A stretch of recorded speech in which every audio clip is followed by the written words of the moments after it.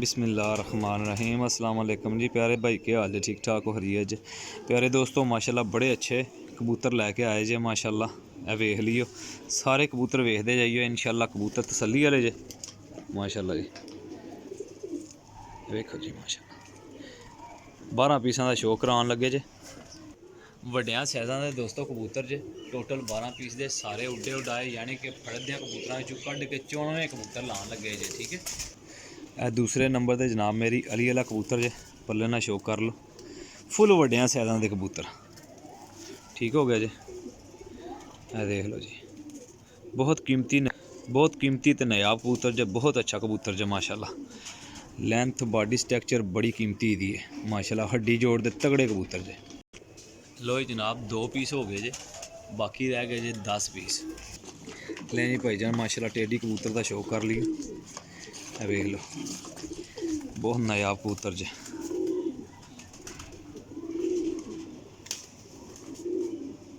माशाल्लाह जी, क्या बात है।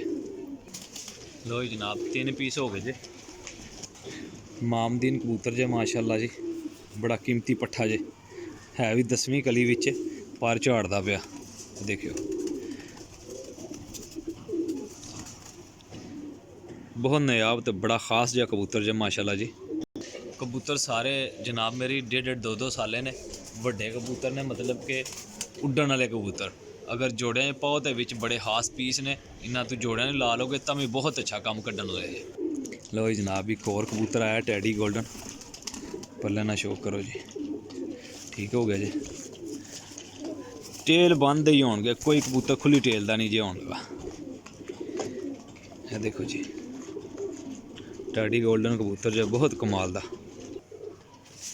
गुट शाह सिरे कबूतर जनाब ते वड्डे साइज़ां दे कबूतर ते बहुत कीमती बड़ी नायाब कबूतर कढ़ के आंदे जे।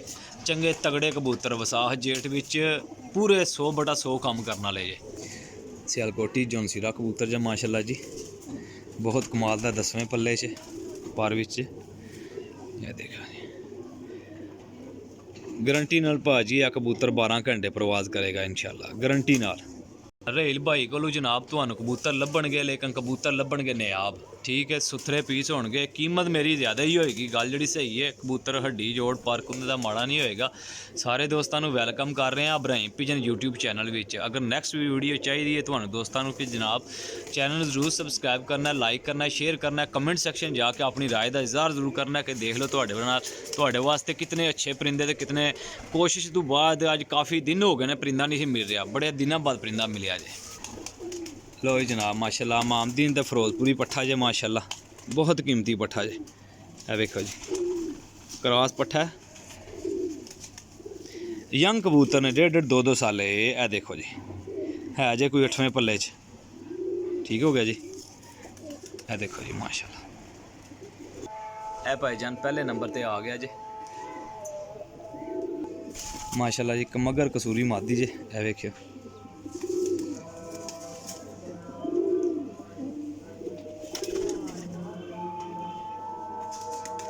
बहुत कीमती मादी जे जी।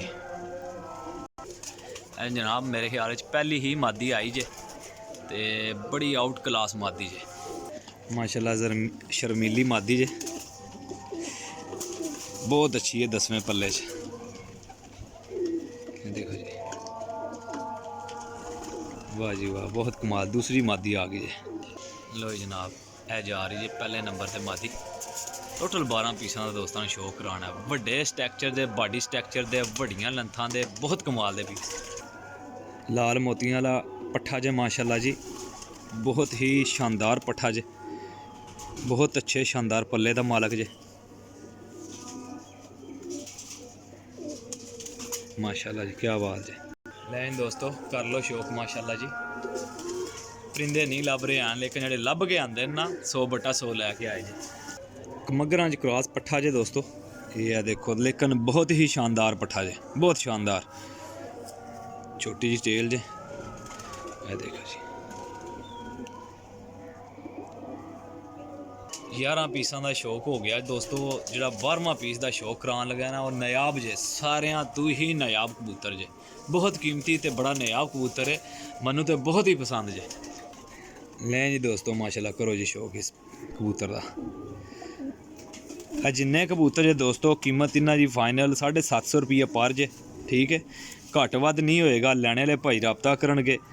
चीज़ इन्हीं दी होएगी कि तुसी याद करोगे कि रेल भाई ने कोई चीज़ां दित्तियां ने। देख लो कोई कबूतर हड्डी जोड़ दा माड़ा होएगा मैं काबिल एतमाद वापसी करांगा, ठीक हो गया।